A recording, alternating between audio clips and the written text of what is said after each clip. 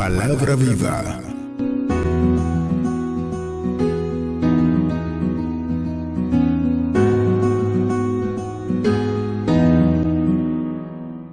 Entonces, vamos a darle, aunque ya le hemos dado aplausos de alabanza, vamos a dárselo nueva vez, para que sea el Espíritu Santo guardándonos, guiándonos, y que podamos sentirlo en esta noche aquí con nosotros. Pues muchas gracias, Dios le bendiga otra vez, y vamos al estudio de la palabra. Vamos primeramente al texto base. Lo tomamos del libro de Efesios, capítulo 5, versos del 17 al 20. Entonces dice la palabra de Dios así: por tanto, no seáis insensatos, sino entendidos de cuál sea la voluntad del Señor. No os embriaguéis con vino, en lo cual hay disolución. Antes bien, sed llenos del Espíritu Santo, hablando entre vosotros con salmos, con himnos y cánticos espirituales, cantando y alabando al Señor en vuestros corazones. Damos siempre gracias a Dios por todo, al Dios y Padre, en el nombre de nuestro Señor Jesucristo. Amén. Pues vamos a entrar en materia. Este mensaje yo lo he titulado Conociendo al Espíritu Santo. Yo le voy a dar una pequeña introducción, con permiso de mi pastor, que hoy no está por acá, para hacer mención de las cápsulas que él que estuvo la semana pasada enviando a través de sus hermanos en la fe, en cual se titula Invitando al Espíritu Santo a nuestro hogar. Entonces, yo reflexionaba respecto a esas cápsulas que se referían siempre a cómo nosotros los cristianos hacemos que el Espíritu Santo more en nuestro hogar. Y me preguntaba, ¿por qué? Si no en todos, en la mayoría de nuestros hermanos en la fe, el Espíritu Santo no habita en sus hogares. Y llegué a la conclusión de que es, en muchas ocasiones, por el desconocimiento de lo que es el Espíritu Santo, de lo que significa la figura del Espíritu Santo como Dios Espíritu. Amén. Entonces, vamos a estudiar un poco.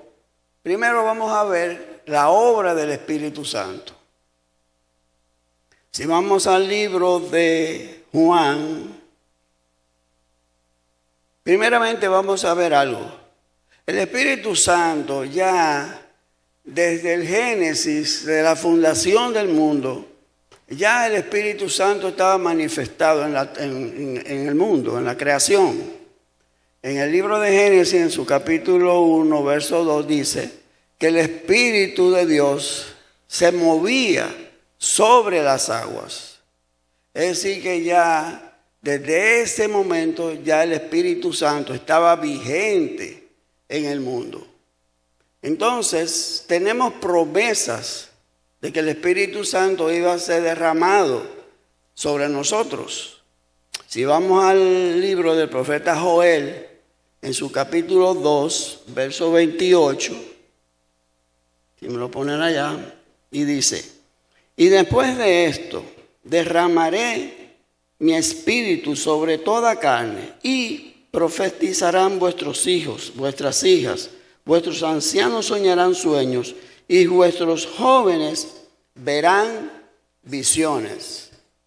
Es decir, que esa promesa viene. Hay dos tendencias respecto al tiempo en que este libro fue escrito. Hay unos que dicen, unos eruditos que dicen que fue 800 y tantos años antes de la venida del Señor, y otros dicen que 500 años. No nos vamos a complicar por eso. Simplemente vemos que ya Dios tenía, a través del profeta, había hablado de que Él derramaría sobre toda carne de su Santo Espíritu. Entonces, si vamos al libro, ahora vamos a estudiar en el Nuevo Testamento, en el libro de Juan, en su capítulo 14, vamos al verso 16. Juan 14, 16.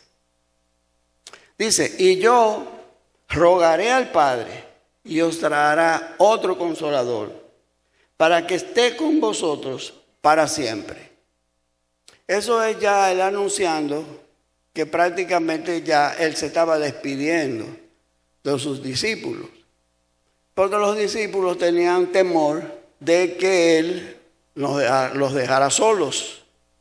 Y él en esto comienza ya a avisarles que él les rogaría al Padre para que dejara un consolador, un ayudador para que estuviera con nosotros. Amén. Entonces, en el verso 26 del mismo capítulo, dice, mas el consolador, el Espíritu Santo, a quien el Padre enviará en mi nombre, Él os enseñará todas las cosas y os recordará todo lo que yo os he dicho. Es decir, que ya aquí, en este versículo, ya el Señor confirma de la venida de ese consolador para cuando Él partiera, para no dejarnos solos. Entonces, ¿cuál es la obra del Espíritu Santo? Básicamente se condensa en estas palabras. Primero, dice que enseñará y recordará todas las cosas. Es decir, que la principal función del Espíritu Santo es que usted le recuerde y le enseñe la palabra de verdad. Si nosotros nos recordamos de versículos bíblicos, es porque el Espíritu Santo a nosotros nos los recuerda. Y también nos enseña respecto de la palabra. Usted puede tener la palabra, es un libro que usted lo puede leer en la letra, pero cuando usted ya tiene el Espíritu Santo, entonces ya tiene usted la revelación de la palabra de Dios. Es decir, por eso es que dice que el Espíritu Santo nos enseñará todas las cosas. También el Espíritu Santo convence de pecado, de justicia y de juicio. Nadie puede convencer a nadie respecto al cristianismo. Nadie puede imponer la palabra de Dios. Solamente el Espíritu Santo, cuando obra en esa persona, es que puede revelar la verdad del Señor. Nadie, por más que usted se esfuerce, por más que usted quiera imponer su criterio bíblico, usted no lo va a lograr. Porque hasta que el Espíritu Santo no obre en el corazón de esa persona no se le van a caer los ojos, no va a ver la verdad del Evangelio. Solamente cuando el Espíritu Santo viene y le toca y reconoce que Jesús es el Señor. Amén. Entonces también dice que nos guía a toda verdad. Eso de que nos guía a toda verdad es que nos ayuda a entender la verdad que se centra en la persona y la enseñanza de Jesús. Además de que glorifica al Señor. Pues eso ya hemos hablado aquí en este pequeño preámbulo de la promesa del Espíritu Santo. Ahora vamos a hablar de la obra del Espíritu Santo. ¿Qué hace el Espíritu Santo en nosotros? ¿Qué nos produce? ¿Para qué nosotros lo usamos? Vamos a ver en la palabra de Dios. En Juan capítulo 16, vamos al verso 7 al 15.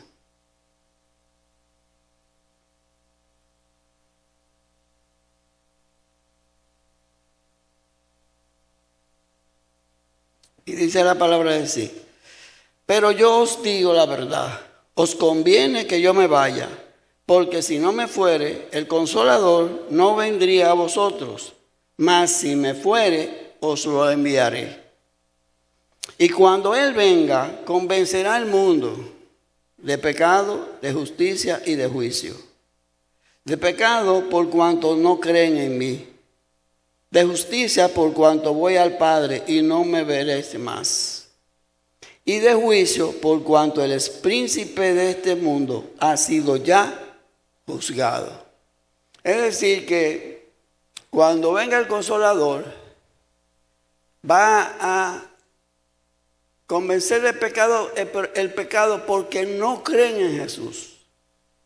El principal pecado del pueblo de Israel fue que no creyó en Él. Por eso Él hizo, cuando Él murió, pues entonces la palabra de Dios fue a los gentiles, porque su pueblo no lo recibió. Porque dice la palabra en Juan, en el primer capítulo de Juan, dice que a los suyos vino, mas los suyos no lo recibieron. Y que los que lo recibieron, reciben la potestad de ser llamados hijos de Dios. Es decir que el que recibe a Jesús es el que tiene la potestad de ser llamado hijo de Dios. Entonces muchas personas se preguntarán, ¿entonces yo no soy hijo de Dios? Sí. Esa fue la pregunta más crítica cuando yo me convertí al Evangelio. Cuando el pastor que me predicó me dijo que yo no era hijo de Dios. Me sorprendió, me chocó, no se lo niego. ¿Qué pasó? Que entonces él me explicó que yo era una criatura de Dios. Pero hijo de Dios fue cuando me llevó a ese texto. Y ese texto fue que comenzó en mí a producir el convencimiento de la palabra de Dios. Por eso muchas personas se sienten, a veces hasta se ofenden cuando tú le dices que tú no lo eres. Y es que no conocen la palabra. Por falta de conocimiento perece mi pueblo. Amén. Entonces, dentro de la obra del Espíritu Santo, vamos a estudiar su personalidad. ¿Cómo es el Espíritu Santo como persona? Siempre se ha dicho, o quieren dar a entender, que el Espíritu Santo, muchas doctrinas dicen que es un soplo, muchos que es un viento, que es la fuerza de Dios, pero el Espíritu Santo es una persona y obra como persona. Y vamos a ver, bíblicamente, vamos a demostrar por qué el Espíritu Santo es una persona. En primer lugar, el Espíritu Santo da testimonio a nuestro espíritu de que nosotros somos hijos de Dios. Vamos al libro de Romanos, en su capítulo 8, verso 16, para corroborar esta enseñanza.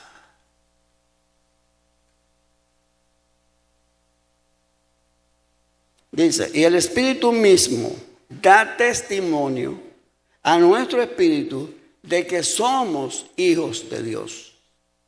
Es decir, que por la palabra, el Espíritu Santo certifica que nosotros somos hijos de Dios. En segundo lugar, puede prohibir. Si vamos al libro de los Hechos, en su capítulo 16, verso 6, a ver qué dice. y atravesando Frigia y la provincia de Galacia, les fue prohibido por el Espíritu Santo hablar la palabra en Asia. Eso fue así. Es decir que, como ustedes ven, dice que el Espíritu Santo les prohibió predicar la palabra en Asia. Es decir, que el Espíritu Santo como persona prohíbe.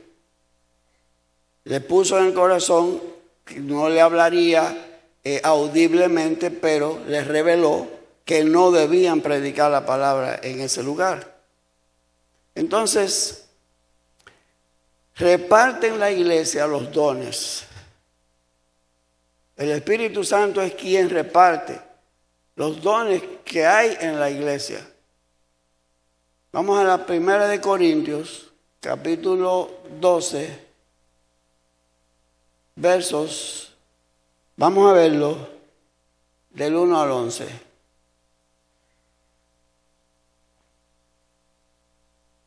Dice, no quiero, hermanos, que ignoréis acerca de los dones espirituales.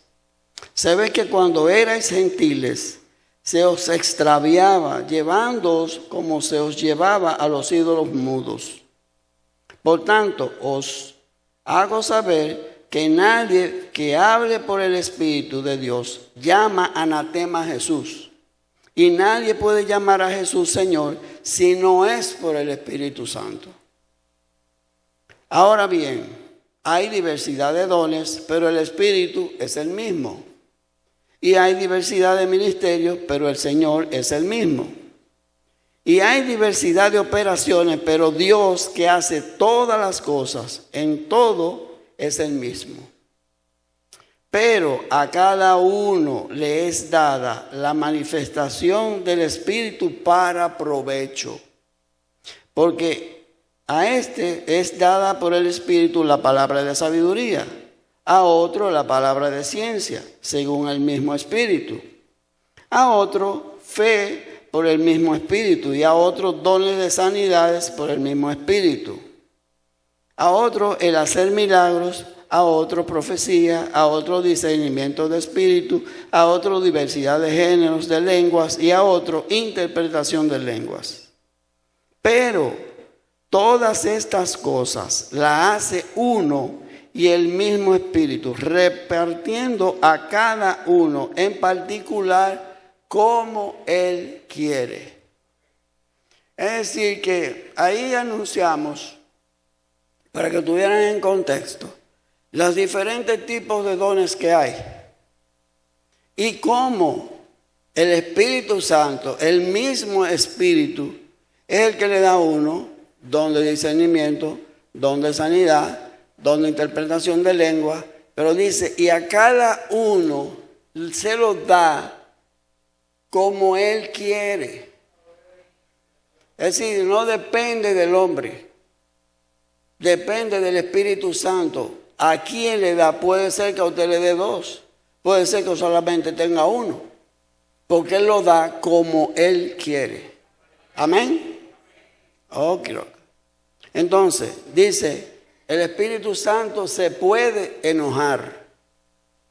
Si vamos al libro de Isaías, en su capítulo 63, versos 10. Isaías 63, 10.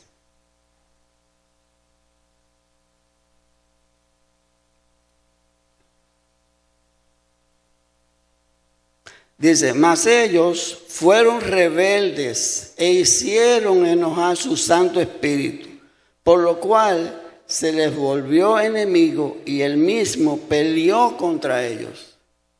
Es decir, que el Espíritu Santo se puede enojar, se puede enfadar con cualquiera y se voltea contra ti. Amén. Ok, entonces dice que se puede contristar, se puede entristecer. Dice, por causa de un dolor o tristeza, por comportamiento pecaminoso de su pueblo. cómo se contrista el Espíritu Santo, es decir, cómo se ofende por una actitud pecaminosa que tenga su pueblo, sabiendo que usted lo tiene, sabiendo que ese pecado a usted no le conviene, sabiendo que no lo debe hacer y aún así usted lo comete. Pues usted siente un sentimiento de tristeza dentro de usted que no es más que el Espíritu Santo que usted lleva dentro de sí. Se siente triste, está contristado porque usted le ha fallado a Él. Amén. Amén. Ok. Y así como muchos otros, dice que Él oye, Él escudriña, Él juzga, escoge, intercede, guía, y también se le puede tentar y mentir, como pasó con el caso de Ananías y Zafira, que le dice Pedro que tú no has mentido, no me has mentido a mí, sino al Espíritu Santo. Es decir, que el Espíritu Santo puede tener todas estas atribuciones, que no las vamos a detallar por fines de tiempo, y para que sepan ustedes que así es que obra. Ahora, vamos al texto, nuestro texto base. Vamos al verso 5, al capítulo 5, al verso 18. En el capítulo 5, verso 18 de Efesios. Ok, dice la palabra de Dios: no os embriaguéis con vino, en lo cual hay disolución. Antes bien, sed llenos del Espíritu Santo. O del Espíritu mejor. Ok. Cuando el apóstol Pablo se refiere a esta palabra, que no os embriaguéis, cuando la persona se embriaga, pierde el control, se desenfrena, se desenfoca, tiene actitudes que son completamente fuera del agrado de Dios, porque pierde la noción del tiempo, pierde el control de sí mismo. Y por eso es que el apóstol dice que no nos embriaguemos con vino, porque no hay en eso disolución. Nos ponemos en una situación difícil delante de Dios. Amén. Entonces dice que antes bien que seamos llenos del Espíritu Santo. Entonces, la llenura del Espíritu Santo quiere decir, ser llenos quiere decir saciados, completos, rebosantes, abundancia de algo es lo que quiere decir lleno. Eso es lo que quiere, el apóstol se refiere a eso y dice que lo que él desea es que cada creyente sea lleno del Espíritu Santo. Es decir, que seamos rebosantes de él. Mejor que nos sobre y no que nos falte. Amén. Entonces, el sello del Espíritu, en Efesios 1, 13 y 14, vamos a ver lo que dice.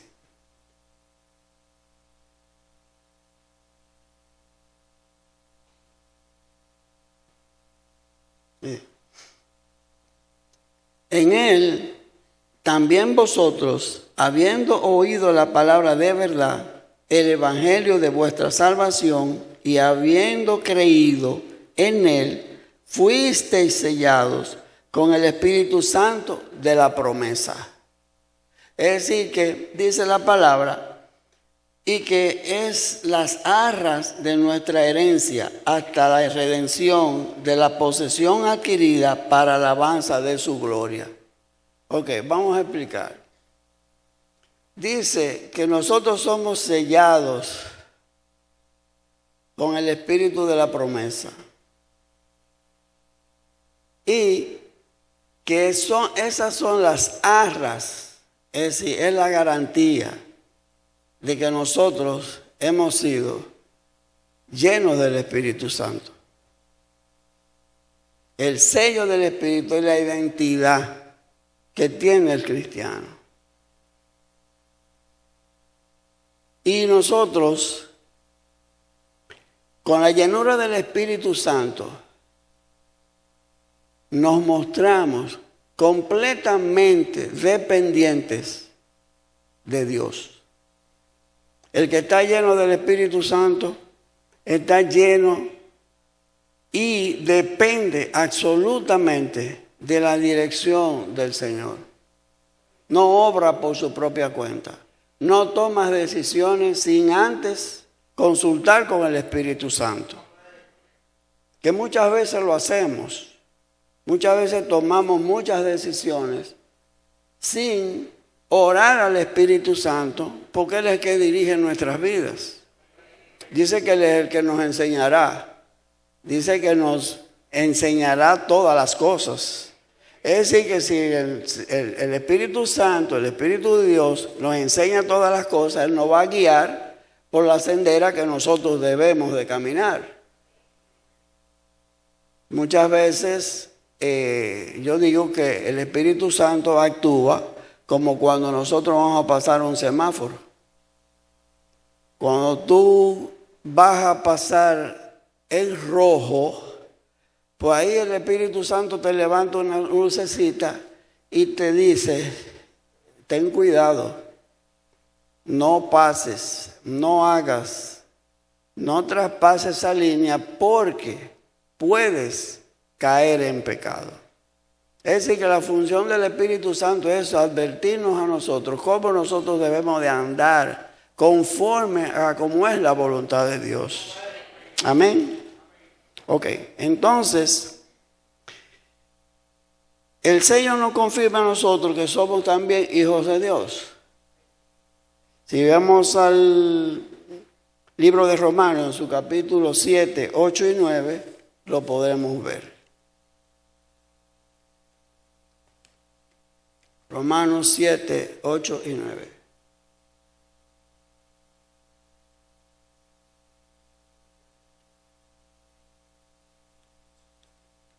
Romanos 8, ok.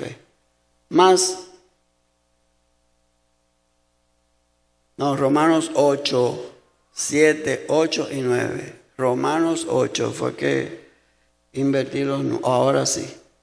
Por cuanto los designios de la carne son enemistad contra Dios, porque no se sujetan a la ley de Dios, ni tampoco pueden.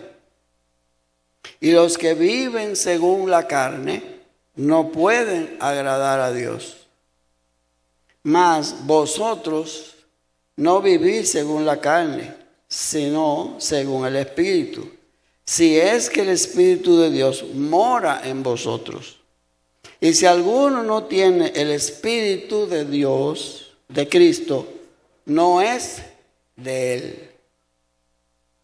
Es decir que si el Espíritu no mora, no habita en nosotros, entonces no somos de Cristo.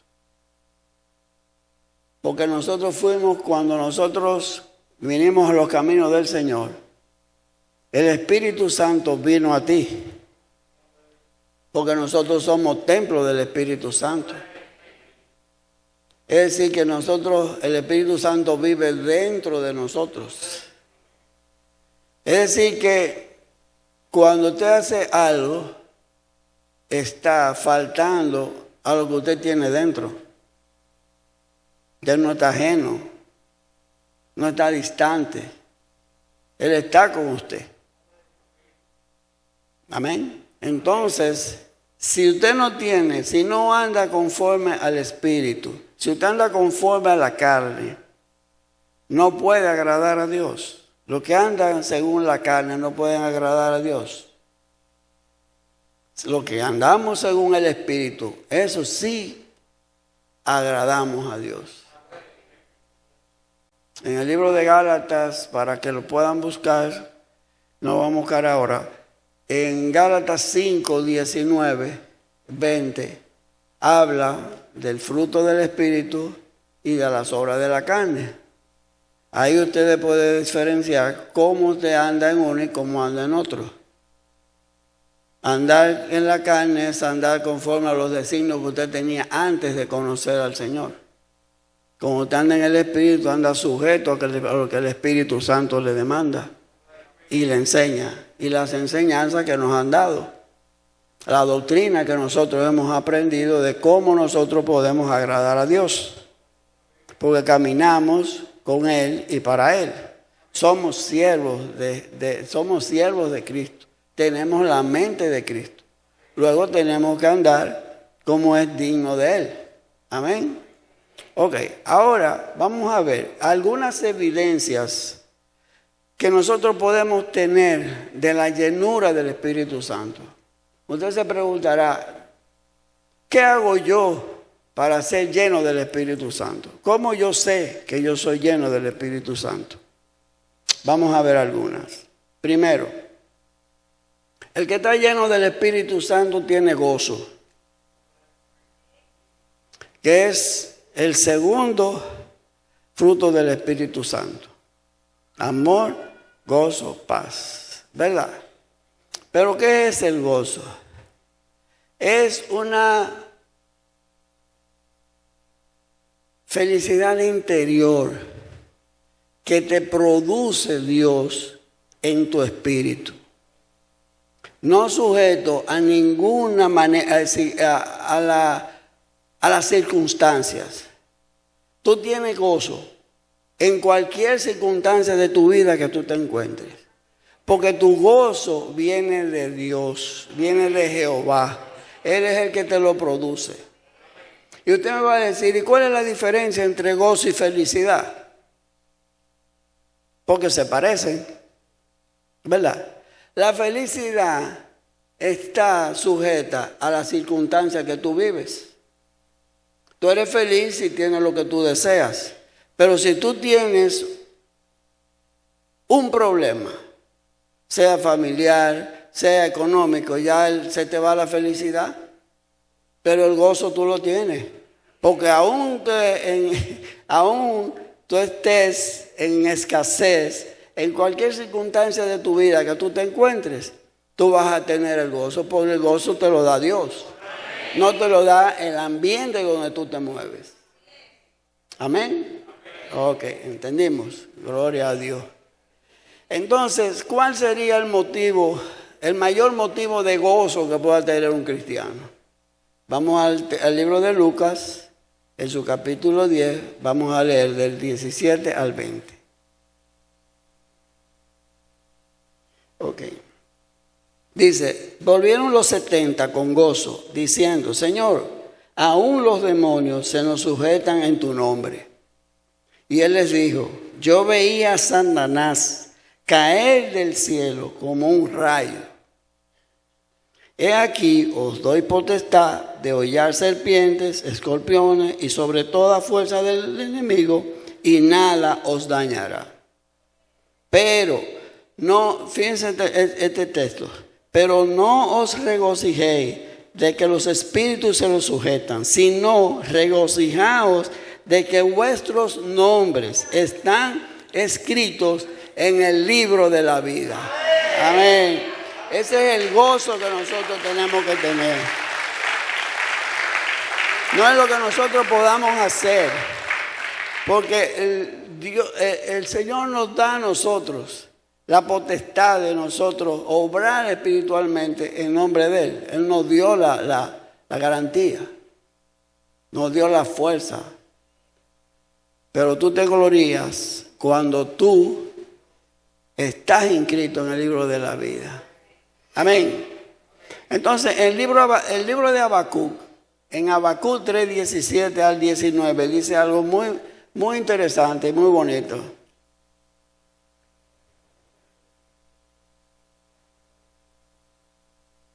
Dice, aunque la higuera no florezca, ni en las vides haya fruto, aunque falte el producto del olivo, y los labrados no den mantenimiento, y las ovejas sean quitadas de la majada, y no haya vacas en los corrales. Con todo yo me alegraré en Jehová y me gozaré en el Dios de mi salvación. Es decir, que aunque usted no tenga que comer, aunque usted no tenga que vestir, gócese en el Dios de su salvación, porque Él es el que nos sostiene. Un día, entonces Él le suplirá. Pero mientras no llega, gócese, te conforme, porque todo depende de Él. Nosotros dependemos del Señor. Amén. Ok. Ahora, otra evidencia, el denuedo. ¿Qué podríamos nosotros llamar denuedo? Es la determinación de defender nuestra verdad cristiana con palabras o con la vida. Ahí como que se fue el gozo. Eso es lo que se llama denuedo. Defender nuestra fe cristiana con palabras y hasta exponiendo nuestras vidas. Hay muchos ahora mismo en Asia, en los países árabes, que están mostrando que tienen denuedo. Son decapitados. Los de ISIS lo decapitan. Cuando encuentran a un cristiano no lo perdonan. Cabeza volada. Y eso es tener denuedo. Que aunque tú sepas que tú vas a morir por Cristo, tú no niegues tu fe. Eso es denuedo. Ahora, podemos ver por la palabra algunos personajes en la Biblia que tuvieron denuedo. Vamos a ver a José en Egipto. En el verso 39, en el capítulo 39, verso del 1 al 12, vamos a ver. Dice, llevado pues José a Egipto, Putifar, oficial del faraón, capitán de la guardia, varón egipcio, lo compró de los ismaelitas que lo habían llevado allá. Mas Jehová estaba con José, y varón próspero, y estaba en la casa de su amo el egipcio. Y vio su amo que Jehová estaba con él, y que todo lo que él hacía, Jehová lo hacía prosperar en su mano. Hacía yo José gracia en sus ojos, y le servía, y él le hizo mayordomo de su casa, y entregó en su poder todo lo que tenía. Y aconteció que desde cuando le dio el encargo de su casa y de todo lo que tenía, Jehová bendijo la casa del egipcio a causa de José. Y la bendición de Jehová estaba sobre todo lo que tenía, así en casa como en el campo. Y dejó todo lo que tenía en la mano de José, y con él no se preocupaba de cosa alguna, sino del pan que comía. Y era José de hermoso semblante y bella presencia. Aconteció después de esto que la mujer de su amo puso sus ojos en José y dijo, duérme conmigo. Y él no quiso, y dijo a la mujer de su amo, he aquí que mi señor no se preocupa conmigo de lo que hay en casa, y ha puesto en mi mano todo lo que tiene. No hay otro mayor que yo en esta casa, y ninguna cosa que me he reservado sino a ti, por cuanto tú eres su mujer. ¿Cómo pues haría yo este grande mal y pecaría contra Dios? Hablando ella a José cada día y no escuchándola, él para acostarse al lado de ella, para estar con ella. Y aconteció que entró él un día en casa para hacer su oficio, y no había nadie de los de la casa allí. Y ella lo asió por su ropa y diciendo, duerme conmigo. Entonces él dejó su ropa en las manos de ella y huyó y salió. Ahí demostró José el denuedo de mantenerse firme, porque era contrario a Dios el fornicar con esta señora. Amén. Entonces, podemos ver también en Daniel, en su capítulo 6, dice que pareció bien a Darío constituir sobre el reino 120 sátrapas que gobernasen en todo el reino, y sobre ellos 3 gobernadores, de los cuales Daniel era uno, a quienes estos sátrapas diesen cuenta para que el rey no fuese perjudicado. Pero Daniel mismo era superior a estos sátrapas y gobernadores, porque había en él un espíritu superior, y el rey pensó en ponerlo sobre todo el reino. Entonces los gobernadores y sátrapas buscaban ocasión para acusar a Daniel en lo relacionado al reino, mas no podían hallar ocasión alguna o falta, porque él era fiel y ningún vicio ni falta fue hallado en él. Entonces dijeron aquellos hombres: no hallaremos contra este Daniel ocasión alguna para acusarle, si no la hallamos contra él en relación con la ley de su Dios. Entonces estos gobernadores y sátrapas se juntaron delante del rey y le dijeron así: Rey Darío, para siempre vive. Todos los gobernadores del reino, magistrados, sátrapas, príncipes y capitanes han acordado por consejo que promulgase un edicto real y que confirmes que cualquiera que en el espacio de 30 días demande petición de cualquier dios u hombre fuera de ti, oh rey, sea echado en el foso de los leones. Ahora, oh rey, confirma el edicto y fírmalo, para que no pueda ser revocado conforme a la ley de Media y de Persia, la cual no puede ser abrogada. Firmó pues el rey Darío el edicto y la prohibición. Cuando Daniel supo que el edicto había sido firmado, entró en su casa y, abiertas las ventanas de su cámara que daban hacia Jerusalén, se arrodillaba 3 veces al día y oraba y daba gracias delante de su Dios, como lo solía hacer antes. Entonces se juntaron aquellos hombres y hallaron a Daniel orando y rogando en presencia de su Dios. ¿Qué pasó acá? Que Daniel no le hizo caso. Él sabía lo que le iba a costar. Le iba a costar la muerte. Él inclinarse sobre una persona que no fuera el rey, que no fuera Darío. Sin embargo, él siguió manteniendo su misma costumbre. Abrió la ventana, no se escondió, no cerró la puerta. Él abrió la ventana, cual él hacía todos los días. No le importó que lo encontraran, como tal lo encontraron. Pero él nunca negó su fe. Él tenía la certeza de que Dios lo iba a librar, tal cual como lo libró, porque él confiaba plenamente en el Dios de su salvación. Amén. Entonces, otra de las características es el carácter.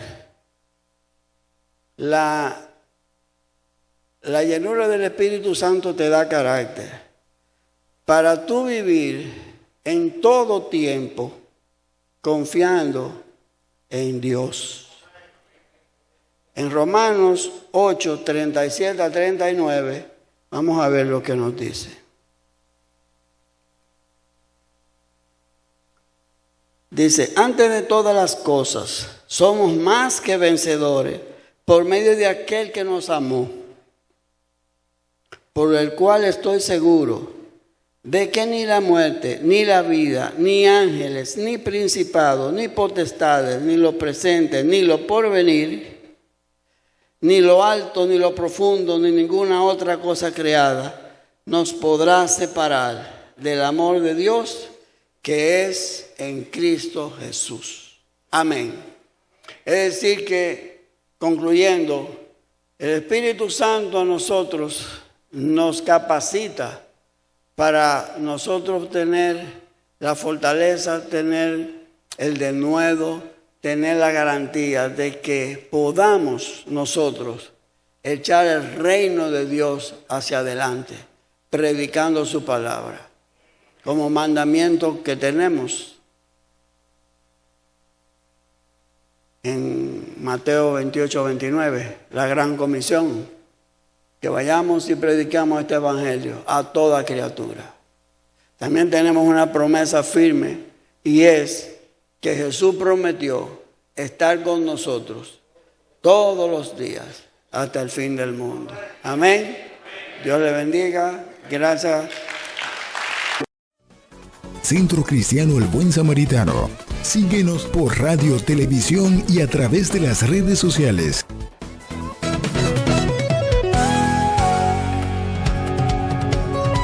Palabra Viva. Este programa es producido y difundido gracias a la ayuda y ofrenda de hermanos y relacionados al Centro Cristiano El Buen Samaritano. Hasta la próxima entrega con más de Palabra Viva.